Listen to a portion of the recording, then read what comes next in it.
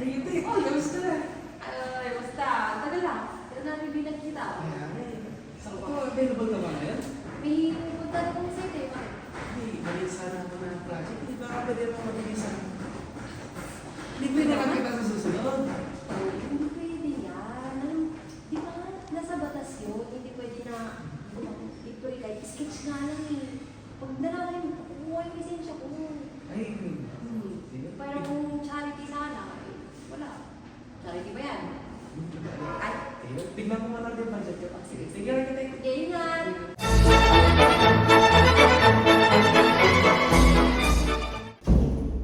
Magandang gabi po, architect. Kagabi po kasi nakatanggap ako ng proposal sa isang arkitekto, pero mas maganda pa talaga yun inyo. Tapos meron pang isang kumpanya na nag-aalok ng mas mababang presyo. Sir, naintindihan ko po kayo pero hindi lang naman po kasi ako sa bayad ng hindi pagkompetensya.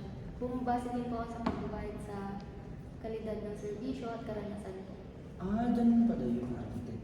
Tapos meron pang isang arkitekto nag-offer ng mas malaking donasyon sa aking foundation if sila daw ang makukuha sa proyekto. Hinangan ko ng ibang architects, sir, pero ang pagpili po ng architects based sa donations nila ay pwedeng magpunta po sa possible na unethical situations. Dapat po piliin natin mga architects based sa designs and qualifications din po nila.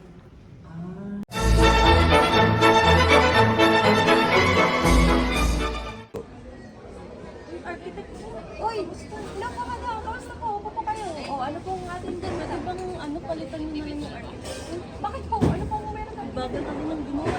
Ay, pasensya na po, madam. Pero hindi po kasi pwede na basta-basta ko na lang palitan yung architect nyo. Kung may problem po kayo sa kanya po inyo po sabihin para po mapag-usapan niyo po kung ano yung pwede sabihin. Ay, ganun ba?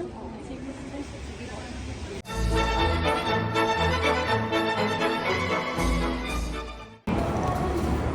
Good morning, architect. Good morning. Ay, may sasabihin pa na ako. Nagbabala kasi ko sumali din sa civil project competition.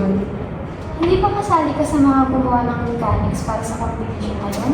Oo, pero konti lang naman na natulong ko dun. Pero tumulong ka pa din. Hindi ba unfair yun sa ibang competitors? Baka maging bias pa sa yung judge. Tapos ikaw din, baka mabash ka ng iba. Oo nga, no. Sige, hindi na lang ako sasali. Thank you.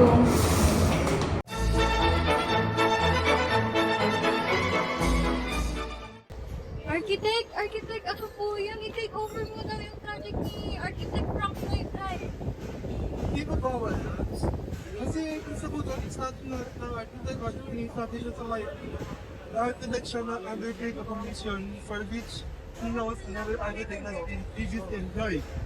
And until he has notified such an architect of the fact in writing that conclusively determined that the original client has been terminated and has been duly compensated for. Alam niyo ba yun? Hindi po, pero inform na lang po namin siya. Pumayag na kayo. Pero accept ko yun pag na-terminate na yung ano niya. Ano po yun? Inform po namin siya? Sige po, thank you po.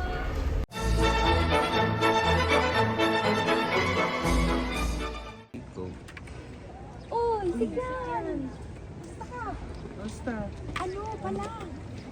Kilala mo si Architect Oka, di ba? Ay, oo, yung kababata ko. Oh, grabe, nakita ko siya. Ginagaya niya yung yung gawa ni Architect Mista. Yung sigurado ka ba? Oo, nakita ko kasi yun. Tapos binibigyan niya ng libre. Ay, ito yung nakikita ang gawa niya. Wala Talagang yung magkamukha. ginagawa mo. Ay, pero naging malite. Bawal magpakalat ng maling informasyon. Ay, hala, oo nga. Ay, sorry.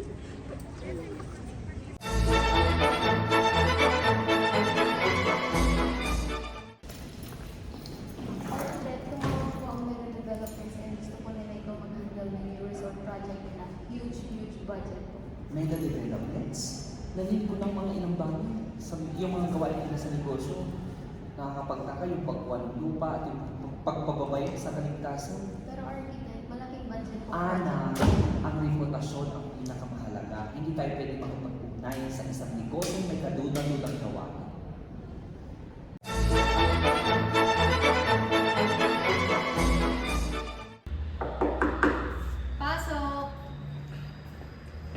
Good morning, architect.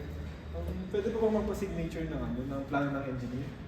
Kasi po ongoing na po yung building namin, tapos kailangan daw ng building permit, kailangan ng signature ng architect. Ito po.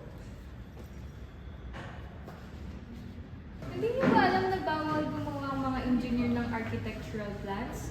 Kaya nga architect eh. Tsaka kahit na architect ang gumawa nito, under sa Code of Ethics, the architect's responsibilities in relation to his colleagues and subordinates, Code 5I, the architect shall not affix his signature and seal to any plans or professional documents prepared by other person or entities not under his direct or personal supervision.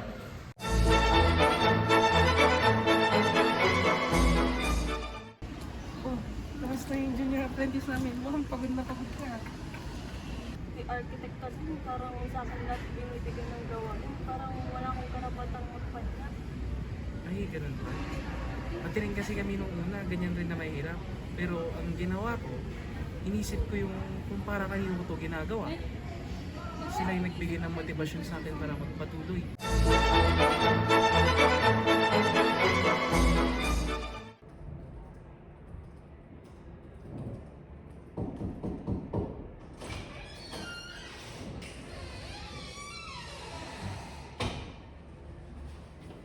Yes, good afternoon po ma'am. Nandito po ako para i-claim po yung take sa amin sa building tech. Sige, upo ka muna.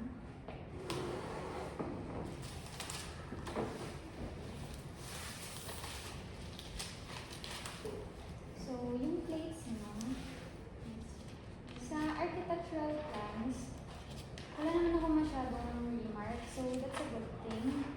Yun lang, pagdating sa structural plans mo, I have a few remarks lang, no? So, first, I wrote too small dito sa write-ups mo, kasi medyo unreadable na siya, no? Next, dito sa details ng slab mo, pwede namang isang part lang yung may nakalagay na SOG since pare-pareho naman siyang SOG. Isa lang po pala Yes, nilagay. kailangan ka.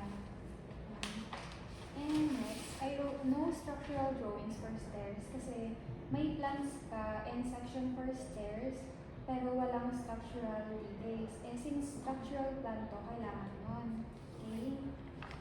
And last, sa footings, since architectural drawings din siya, like every drawings natin, need ng plans and sections for details. So, need din ng section, hindi lang ng details. Okay, yun lang. So, overall, this naman yung case mo. Take notes na lang sa remarks ko for your next question. Yes, yun lang.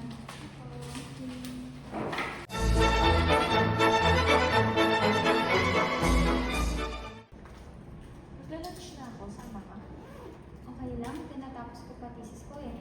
I'm searching for more ways to improve sustainability in modern architecture. Sige, good luck.